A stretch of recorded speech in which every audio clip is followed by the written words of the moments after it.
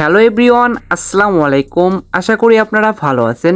স্ক্রিনে যে ভিডিওটা দেখতে পাচ্ছেন, সামনে কিন্তু ঈদ। এই ঈদ স্পেশাল করার জন্য আপনাদের সামনে একটা নতুন টিকটক ভিডিও নিয়ে হাজির হয়েছি। আপনারা চাইলে এই ধরনের টিকটক ভিডিও কিন্তু খুব সহজে এডিট করতে পারেন। একটা ক্লিক করবেন, তাহলেই আপনার ভিডিওটা কিন্তু রেডি হয়ে যাবে।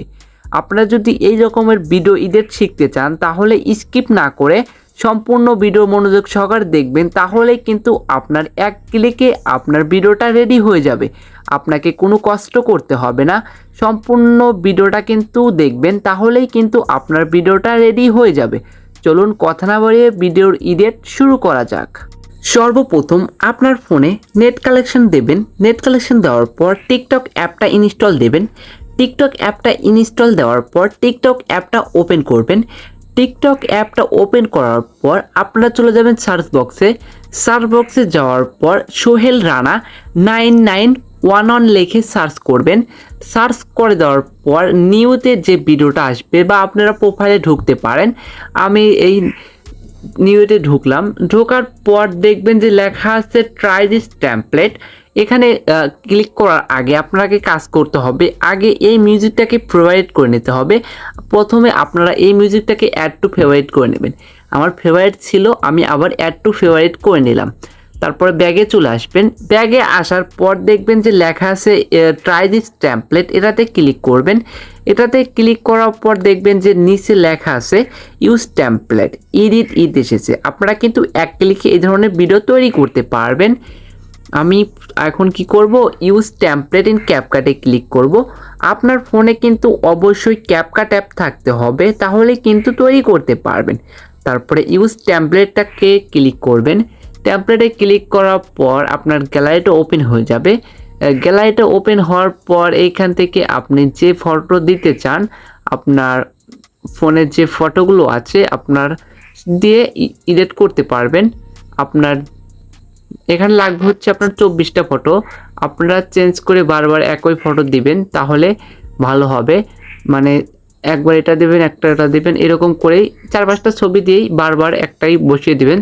তাহলে কিন্তু আপনার 24টা ফটো কভার হয়ে যাবে। না হলে কিন্তু আপনি এতটা ফটো দিতে পারবেন না, এত ফটো হবে না।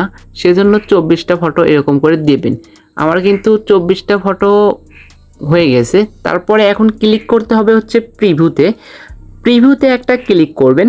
ক্লিক করার পর লোডিং ইফেক্ট সময় নেবে, এখানে কিন্তু একটু সময় নেবে।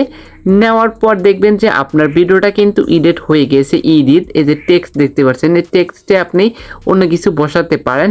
আমি কিছুই বসাবো না। এখানে আপনার নাম দিতে পারেন ঈদ। এখানে আপনার নাম দিলে আপনার মনে করবে যে আপনার এটা ভিডিও, সেরকমভাবে ভাবতে পারে।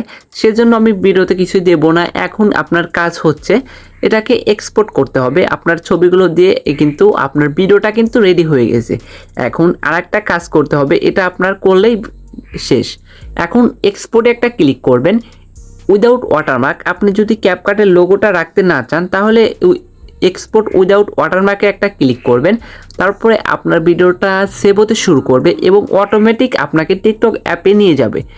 আপনারা সম্পূর্ণ ভিডিওটা মনোযোগ সহকারে দেখবেন এবং কীভাবে গানটা আপনাকে সেট করতে হবে।